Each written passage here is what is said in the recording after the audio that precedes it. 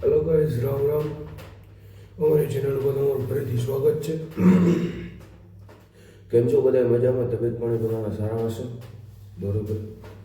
આજે તમને કંઈક જિંદગીની રિયાલિટી બતાવી છે જે મારી ગણીતે તમામ મારી ઉંમરના છોકરાઓ બોલી નથી શકતા. Can't speak. એવી રિયાલિટી એક બતાવી છે. અત્યારના જમાનામાં થાય છે શું ખબર છે? નાના હોય ને નાના છોકરાઓ જ્યારે જન્મે ને ત્યારે આના હાથમાંથી આના હાથમાં, આના હાથમાંથી આના હાથમાં, આના હાથમાંથી આના હાથમાં એમ કરતાં કરતાં કરતાં કરતાં 5 વર્ષ વધીને 6ઠું વર્ષ પછી પૂરું.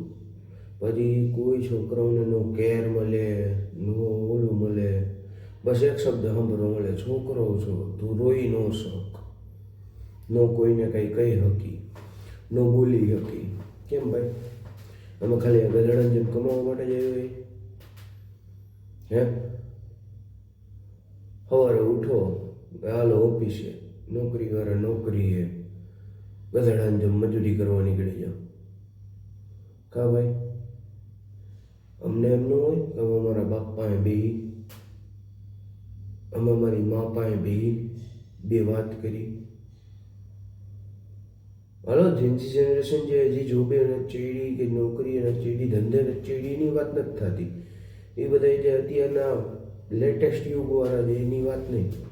જે અમારા જેવા છે, જે બે યુગ વચ્ચે હલવાયેલા છે, કે અમારા બાપા ને મા ને બધા 2000 પહેલાંની સાલના હે, એટલે એને અમારા જૂના વિચારમાં સાચવવાના, અને અમે અત્યારની જેન્સી જનરેશન ન રહી શકી. નો આમના નો આમના, અમારે વચ્ચે પીસાવાનું છે ને. અમારા મા બાપની સેવા હાટું થઈને અમારે જેની જનરેશન જેવા શોખે ન કરી શકી. બસ મા બાપની સેવા કરે, પૈસા કમાય, બસ એ કરો. હવે એમાંથી એ જિંદગી જીવતા જીવતા અમે આ લોકોને જોઈ કે ભાઈ આ લોકો મોજ કરે છે, આ લોકો સ્નેપ ઉપાડે છે, આ લોકો ઇન્સ્ટા કરે છે. એ કોઈ કાંઈ ન કરી શકે. માંડ એક દી મળે કે ભાઈ હાલો આજે કામથી રજા મળી છે તો ઘરના કામ ઊભા હોય, બાઇકું ધોવડાવો, સર્વિસ કરો, બિલ ભરો. કોઈ દી છોકરાને શાંતિથી સાઈડમાં બેહાડીને એમ કોઈ પૂછ્યું કે ભાઈ તને કેમ છે? ના. ભણે, 12મું પાસ થાય, 10મા પહેલાં તો જો કન્ડિશન જ એવી આવે, આ પાસ થાઈશ તો આ વસ્તુ મળશે, 10મું પાસ થાઈશ તો કાં બાઇક મળશે ને કાં મોબાઈલ મળશે, એ આટલા ટકા લઈ આવીશ તો મશીને કે રોજનું આટલું કરવાનું જ. હે? દીધે જ જવાનું. કંઈક તો શરમ કરો. આટલા ટકા લઈ આવી બતાવ તો. તમારી માર્કશીટ ખોલીને જોઈતી પેલા પેરેન્ટ્સ? અમારો છોકરો આમ, ભાઈ જેટલા આવે એટલા એક્સેપ્ટેબલ નથી તમારે? ઓલાના છોકરાએ આમ કરી નાખ્યું. અત્યારની જનરેશન 2000 ને જે એ 2001થી 2005ની વચ્ચે જન્મેલા, 2006ની વચ્ચે જન્મેલાના મા બાપ એક જ વસ્તુ ઉપર જીવતા હતા. હવે અમુક વ્યક્તિને સમજાણું કે ભાઈ હાલો બીજા હારે કમ્પેરિઝન ઓછી કરાય. 10%ને 90% હજી એક જ વિચાર કરે, ઓલાનો છોકરો જો એ આમ કરે છે. એમ તો અમુકના છોકરાઓના મા બાપે આ ઓનલાઈન પબજી ગેમ રમવાની છૂટ આપી છે. માણા ક્યાંના ક્યાં ટુર્નામેન્ટ જીતી આવે, 75 લાખ રૂપિયા જીતીને આવે છે. એને મા બાપ એમ જ કહે થોડું સમજાય. એ માણસ નથી, એ જનાવર કે છૂટ આપે. હે? નો ડાઉટ ભાઈ, જો અમુક મા બાપ છે 100%માંથી 10%, 20% એવાય છે કે ભાઈ જેને છોકરાઓની ખબર છે કે છોકરાઓને આ વસ્તુ જોઈ છે, છોકરાઓને આટલો ટાઈમ જોઈ, છોકરાઓને આવી રીતે જોઈ, એ વસ્તુ હજી સમજાય.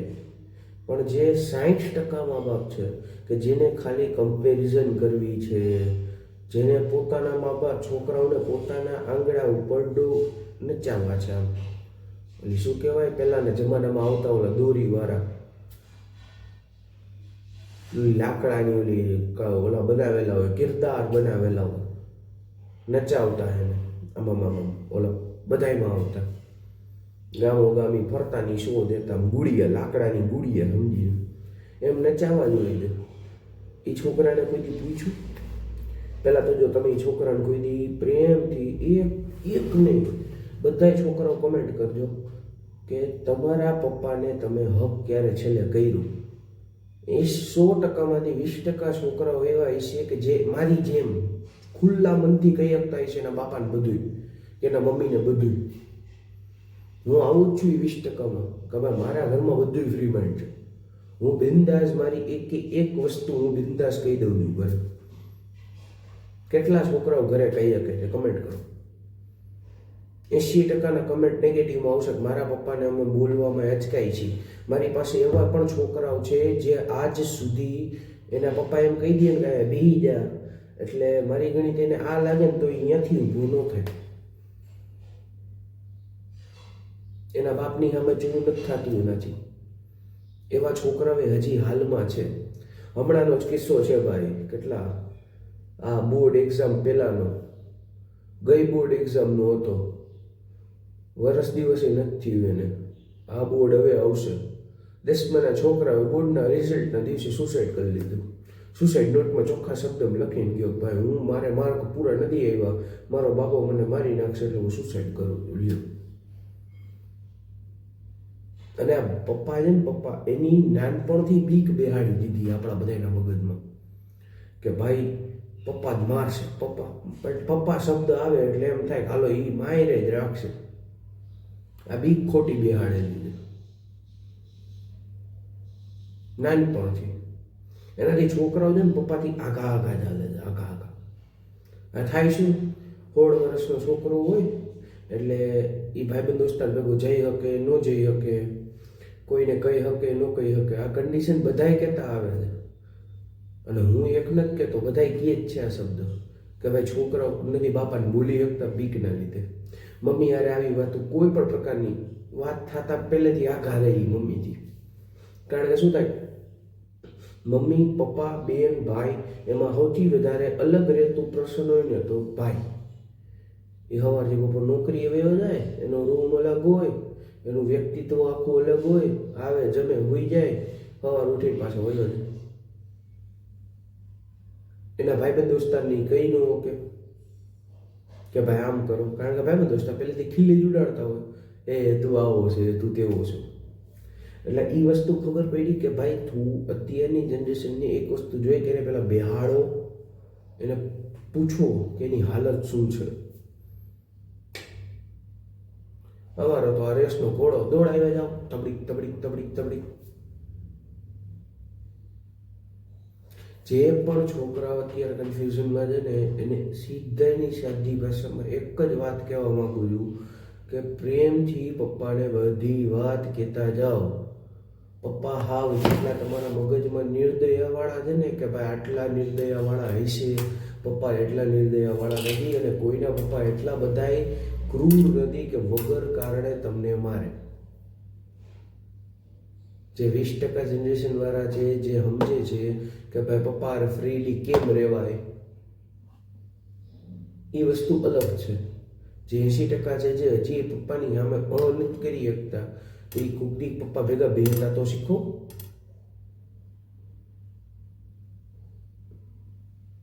નો તમે આમના રહ્યો, નો તમે આમના રહ્યો. હા બાકી હતું તો આ મેરેજ વાળાને એવું પડા છે. હાલો નહીં તો આવતા વિડીયોમાં વાત કરશું. પણ આ વસ્તુ થોડી સમજવા જેવી છે અત્યારના પેરેન્ટ્સને અને અત્યારના છોકરાઓને. હું આ બે બાજુ બોલું છું, હું એક બાજુની વાત નથી. આપણે બે બાજુ હરખું રાખવાનું. પણ 80% લોડ જે પેરેન્ટ છે છોકરાઓના મનમાં ભરી દીધો છે ને કે ભાઈ છોકરાઓને અમે કહી એમ જ કરવાનું, છોકરાઓ કાંઈ કરી ન કે છોકરાઓ આમ છે. તો ભાઈ છોકરાઓ પાસે સ્કિલ્સ હોય, છોકરાઓ એની રીતે એનું કરી શકતા હોય. ઓલાનો ઓલો છોકરો છે ને એમાં ઓલા છોકરા કેટલાય છોકરીઓ લઈને ભાગી જાય, કેટલાય જુગારમાં પૈસા હારી જાય, કેટલાય ફ્રી ફાયરમાં પૈસા હારી જાય. આ ઓલી બ્લુ વેલ ગેમ હતી ને એમાં પૈસા હારી જાય, જિંદગી હારી ગયા અમુક તો. ત્યારે એમ નથી કહેતા ઓલા છોકરાએ બ્લુ વેલ રમીને જિંદગીની પથારી ફેરવી નાખી, તું કેમ એવું નથી કરતો? એ શીખવાડાય ને છોકરાઓને. બસ એવું જ શીખવાડવું છે જે છોકરા કરતાં ઇમ્પોસિબલ હોય. ભાઈ છોકરાથી જેટલું પોસિબલ હોય ને એટલું જ શીખવાડે, એનાથી આગળ ન વધાય હો. અને બાકી ભાઈ જેટલા પણ અત્યારના છોકરાઓ આ વિડીયો જોવે કન્ફ્યુઝનમાં છે કે શું કરવું લાઈફમાં, ભાઈ જે હાલતું હોય એ હાલવા દેવાય. એના સિવાય તમે તમારી સ્કિલ્સ ઉપર કામ કરતા શીખો. મારી સ્કિલ્સ છે કે વિડીયો બનાવીને તમને બધાને કેવું, તો મને ઈચ્છા પડે ત્યારે હું વિડીયો મૂકું છું, ઈચ્છા પડે ત્યારે હું વિડીયો બનાવું છું. હું કોઈ ફિક્સ વાળો નથી. મારા ઘરે ફ્રી માઇન્ડ છે, મને જ્યારે જવું હોય ત્યાં જવા મળે છે, તો સામે હું મારા પપ્પાનું કામ કરું છું. એવી રીતે તમે તમારા પપ્પાનું પહેલાં કામ કરતા શીખો.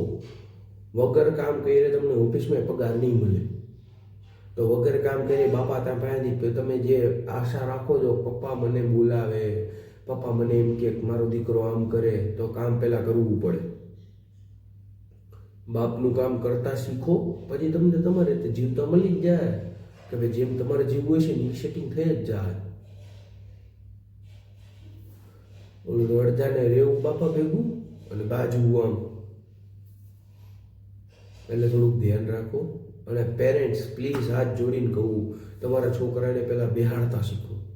તો તમારી પાસે બેહવાનું. આપણા પેરેન્ટ છોકરાઓ પાસે ટાઈમ નથી જોતો, મને ખબર જ છે કે ભાઈ ઓફિસ હોય અથવા નોકરી હોય, નોકરીથી આવે ખાઈને સીધા બહાર નીકળી જાય. એ બહાર શું કામ નીકળી જાય?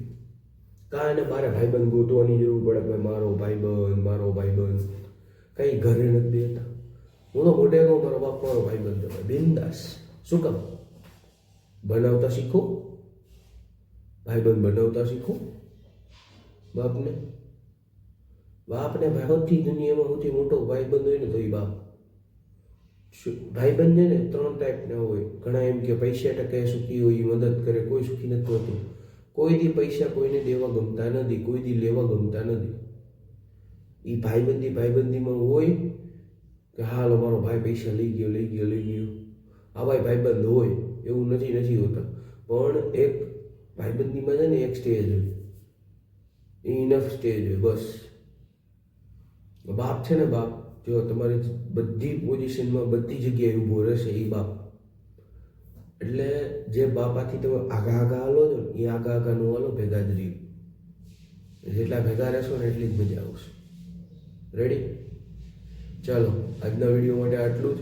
તમે તમારા પેરેન્ટ્સ ભેગા રહેજો કૃપા કરીને, અને પેરેન્ટ્સ જેમ કહેતા હોય એમ કરો. પણ તમે તમારી વાતે પેરેન્ટ્સ વચ્ચે મૂકતા રહ્યો. સારા મૂડ હોય કે હાલો ઘરમાં સારો મૂડ છે બધાનો, પપ્પાનો મૂડ સારો છે, પપ્પા આખો દી કાંઈક હારવાન ન રહેતા હોય, એનો મૂડ ક્યારેક સારો થતો હોય, તો પછી ત્યારે છે ને એને ધીમેકથી કહેવાય પપ્પા મારે આમ કરવું છે, એમાં આમ થાય. સમજી ગયા? ત્યારે એને ખબર પડશે કે ના હાલો છોકરો કાંઈક તો સારા કામે છે. ટ્રાય કરો. રેડી? બાકી મળી આવતા વિડીયોમાં. રામ રામ, જય શ્રી કૃષ્ણ.